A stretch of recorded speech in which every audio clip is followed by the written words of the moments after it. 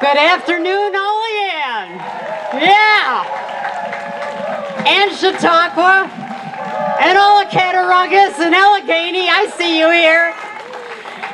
I see Steuben in Ontario. Where's Seneca?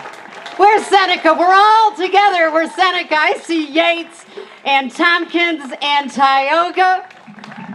And it's great to be here and celebrate. I am humbled by the support that you have given to all of us, and in particular to this event, Citizens for a 23rd. Yes, a better 23rd, and it's going to be better after we take November this year. I also see representatives here from Reed Free 23 and Your 23. You did a fantastic job raising money, and we are grateful for it, and I pledge we will use it to the benefit of everyone who's here and everyone in this district who wants to see putting people first. Thank you. I am humbled by the number of people we all got out, to double the number the last time we had a primary. And we're going to show that same kind of dedication, commitment, and return at the polls on November 6th. Absolutely that. Are you with me on that? Are you going to be there? Are you going to bring those people out to vote for the Democratic Party and the Working Family Party and the Women Equality Party? The women are coming. And so are the men, and so are the children of our beautiful, beautiful district. I am inspired by the leadership that all of the candidates in this campaign showed. Carl Worthington is right here. He brought real heart to this campaign. He showed compassion in a way that we have never seen from Congressman Reed, and we will never see from Congressman Reed. He's had 8 years to show it, and we haven't seen it. It's time to move on. I want to thank Charles, who also was in this campaign and brought intelligence and analytic skills and an understanding of the economics. We are very, very grateful for his contribution. Thank you, Charles. I don't think you're here, but I hope you hear us. And it's all part of what has inspired us.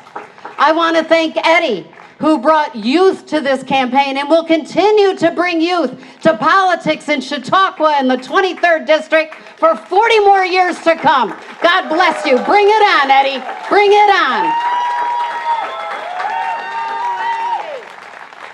I want to thank Linda. I don't see her here, but she shone a light on health care in a way that we all need to see it. Tom Reed will never bring you Medicare for all. He will never bring you a single-payer system. He won't even support the reforms that we've tried to bring in the last 5-7 years or so. He'll knock it down every time. If I've ever heard of an extremist, it's Tom Reed on health care. And it's time to change that. It is time to change that.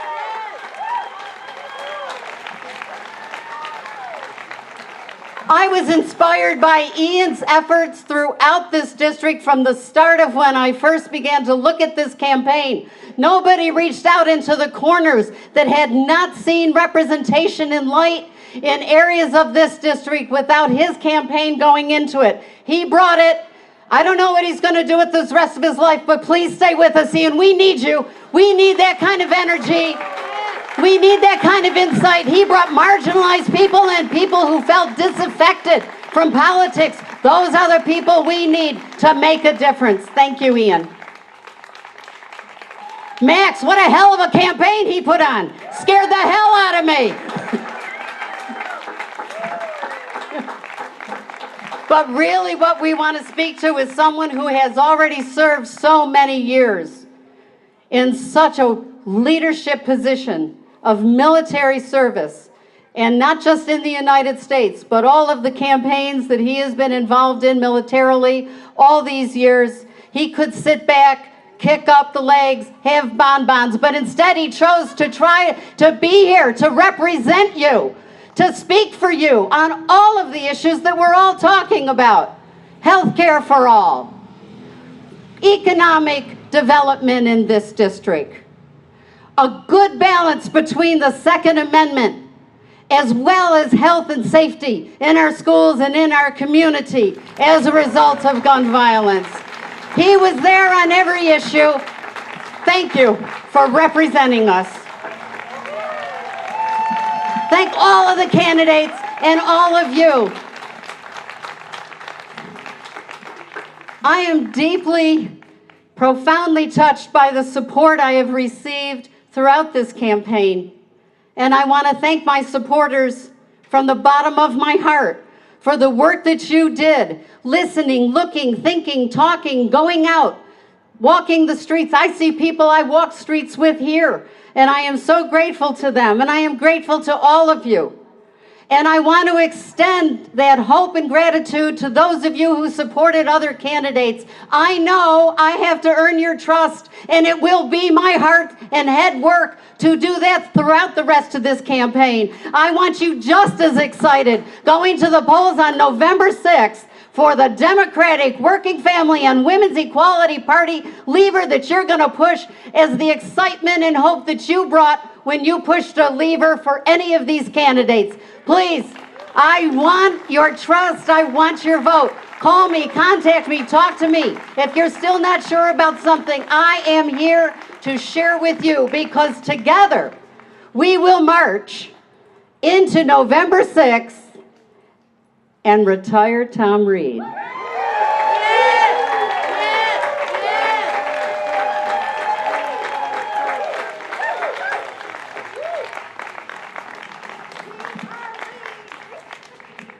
Any differences that we have had throughout this primary, I step on the glass, we lay it to rest, and now we move forward. And you know why? Because we are unified by the issues.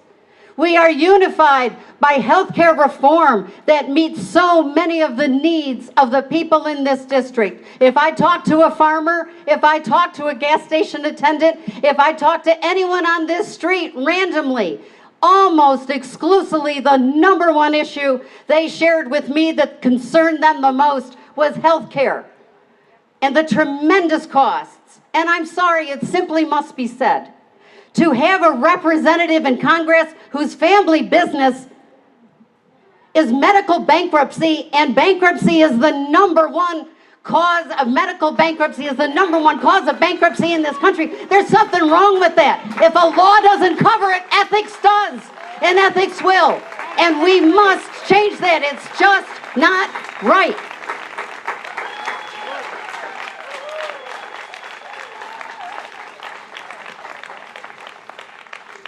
I have dedicated my career life to higher education, and education in general has always been near and dear to my heart. So I'm going to share a story that covers both healthcare and education. The story of the kindergartner in Watkins Glen who comes back from lunch with a golf ball side protrusion in his cheek.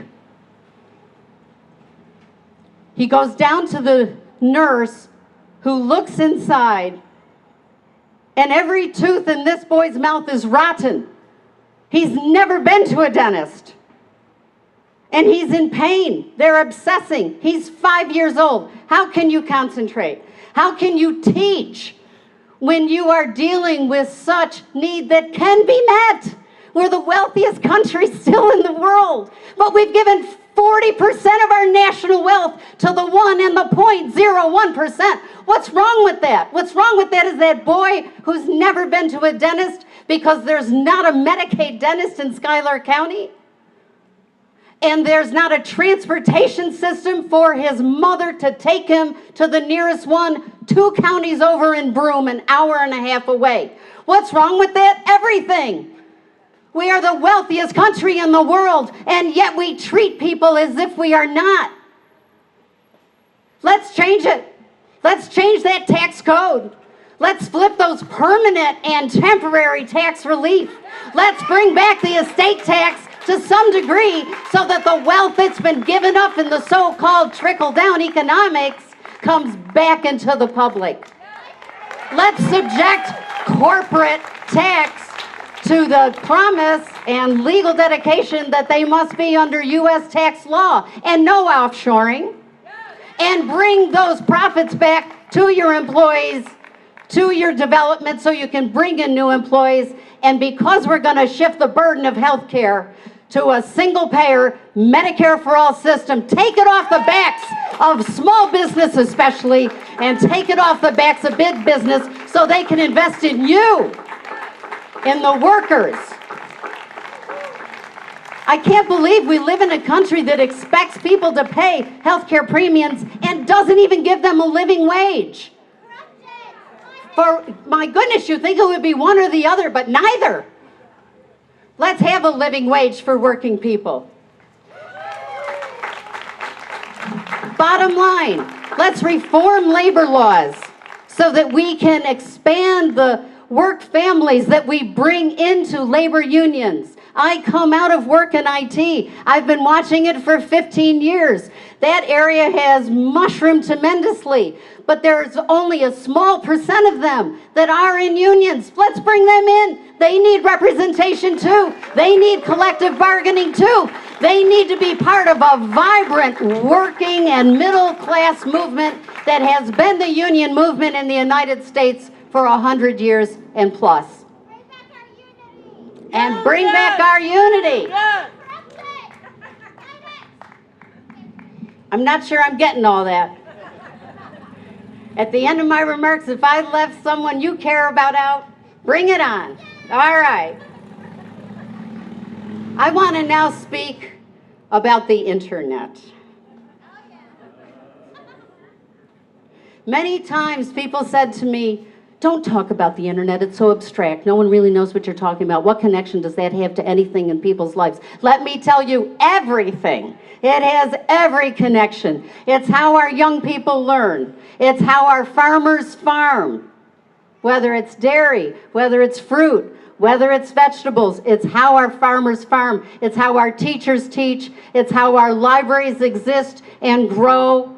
And it's how we bring internet, new businesses into this district. Those are good jobs. Let's open it up with labor reform. Let's bring the internet where it should be. Here in the 23rd district, we want 21st century jobs in the 23rd district, and that's how we're going to bring it.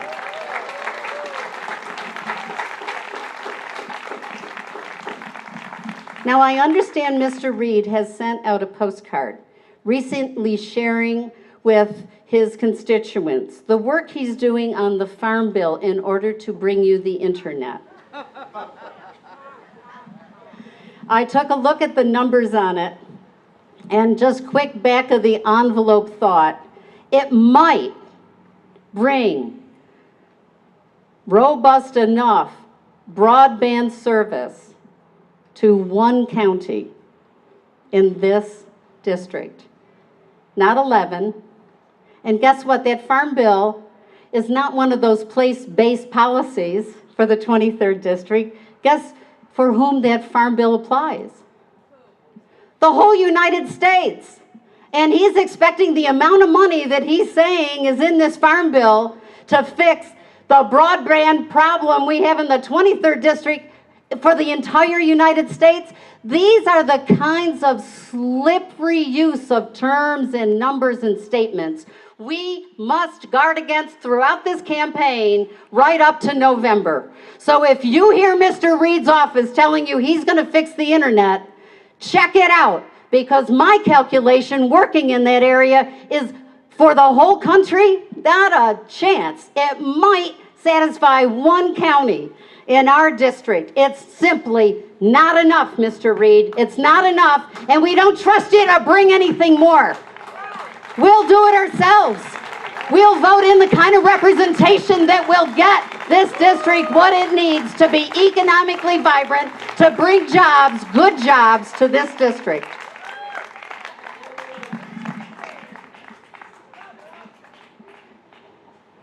Are you ready to stand up?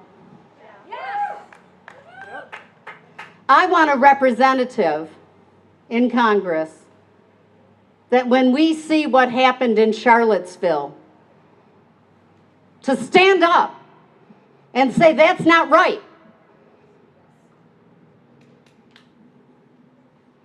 I want a representative that when he or she learns about a child with every tooth abscessing in his or her mouth, will stand up and say, that's not right.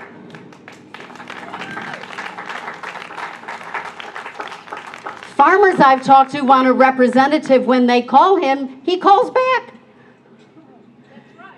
Farmers, dairy farmers, small family dairy farmers in this district want a representative who will help them because they are in a severe crisis.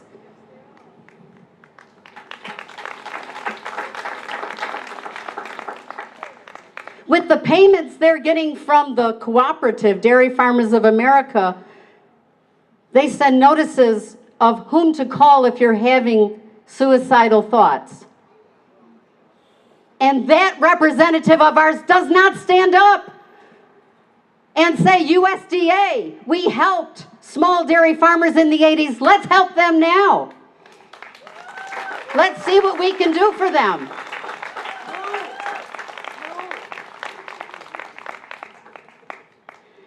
I want a representative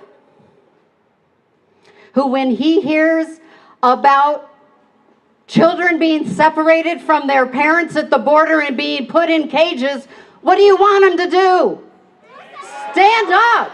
And I want all of us to stand up. Stand up. Stand up. Stand up. Stand up. Stand up. Stand up. Stand up. So guess what else is in that farm bill in addition to the pittance for broadband deployment? Yes. The mechanism that Republicans across the board are trying to bring in to further deny people basic health care, food, medical care, whether it's in Medicaid or Medicare, these new work requirements. Guess what? It already has work requirements. This is a ruse. This is just a way to knock people off and to say that SNAP and food stamps are no longer anything that we need to support in this country. Are you kidding? We've got 40% on average of children in this district on free and reduced lunch. I want a representative who, when he or she hears that, will say, stand up. There's something wrong with that. I've been to the food bank here in Olean. I've been to the food bank in Chemung. People being food insecure, medically insecure, the housing crises that we have in the larger cities of Jamestown and Dunkirk and Elmira, Ithaca, Geneva. We need a representative who's going to stand up. And I need you to stand up starting today. Stand up. Stand up. Stand up, because we're going to work all the way to November, and we're going to get Tom Reed out of office and someone who puts people first, and I pledge to you, that is what I'm going to do. I'm going to put people first. I'm going to be sure that we're secure nationally. Can you believe what's going on in the foreign policy? Why don't we just hand it over to Russia? Do you know that intelligence sources in this country have estimated that the Russian military and their associates have touched every computer on our networks? That's not a crazy thought. Look it up. Do you want a representative who is going to support a president who closes a border to people running from poverty and abuse and war and drugs, separating the children from the parents, and yet open the door to one of our most historical adversaries? This doesn't make sense. We've got to stand up. We have got to stand up. We are proud of this country. I'm proud of this country. I know you're proud of this country. And we want a country that has accountability in politics, strong national security, and is a democracy as you're showing here today.